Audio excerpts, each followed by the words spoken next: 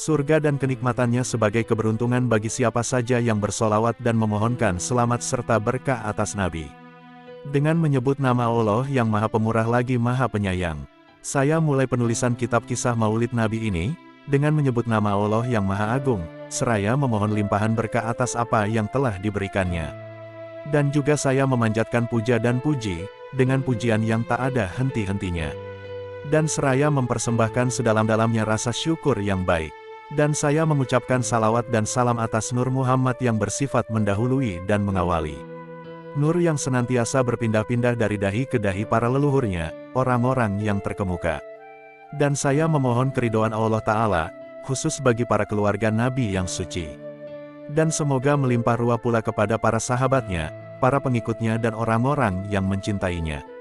Dan saya memohon hidayah, agar kita semua dapat menempuh jalan yang sudah jelas dan terang. Dan saya memohon perlindungan, agar terpelihara dari kesalahan-kesalahan dalam penulisan kisah ini. Dan saya beberkan kisah Maulid Nabi dengan cara yang elok dan indah.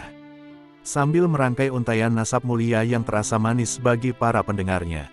Kemudian, saya memohon pertolongan kepada Allah, dengan segala daya dan kekuatan dari Allah Ta'ala. Karena tiada daya dan kekuatan kecuali dengan pertolongan Allah. Semoga Allah mengharumkan dan mewangikan kuburnya yang mulia, dengan keharuman wangi-wangian solawat dan salam sejahtera.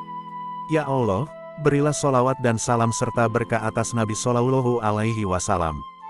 Wa ba'du, maka saya katakan, beliau adalah Muhammad bin Abdullah bin Abdul Muthalib, dan disebut orang juga dengan Syaibatul Amdi, yang terpuji budi pekertinya yang luhur. Bin Hashim dan juga bernama Amr bin Abdul Manaf dan juga bernama Mugiroh yang senantiasa bertambah-tambah ketinggian derajatnya. Bin Kusoy dan juga dipanggil orang dengan Mujami. Dan dia disebut Kusoy, karena jauhnya berkelana di tanah Kudaah yang terpencil dari kota Mekah. Sehingga Allah mengembalikan beliau dan menetapkannya di tanah suci Mekah, lalu dia menjaga kesucian kota Mekah.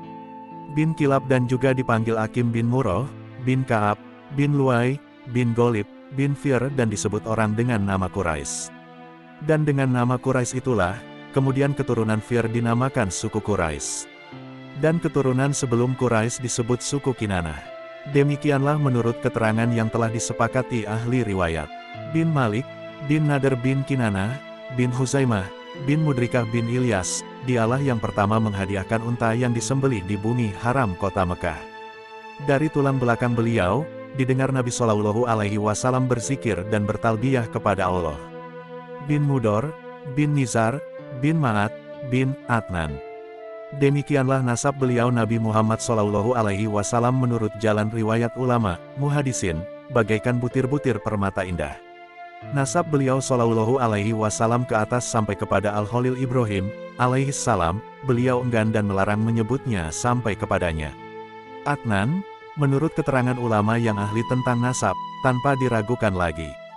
Bernasab dan berkesinambungan kepada Nabi Ismail yang telah menjalani perintah untuk berkurban jiwa. Alangkah hebatnya nasab beliau ini, yang tersunting sebagai butir-butir permata, penghias bintang-bintang gemerlapan. Mengapa tidak? Bukankah beliau Shallallahu Alaihi Wasallam yang mulia adalah Nabi seluruh makhluk terpilih? Nasab beliau Shallallahu Alaihi Wasallam terhitung nasab mulia, bagaikan sekumpulan bintang kejora. Ibarat kalung mutiara hiasan megah di dalamnya, engkau sangat berharga dan terpelihara. Alangkah mulia nasab yang telah disucikan Allah Ta'ala dari perbuatan keji di masa jahiliyah. Demikianlah menurut keterangan yang telah diriwayatkan oleh Syekh Zainul Iraqi di dalam kitabnya yang bernama Mauridul Hani.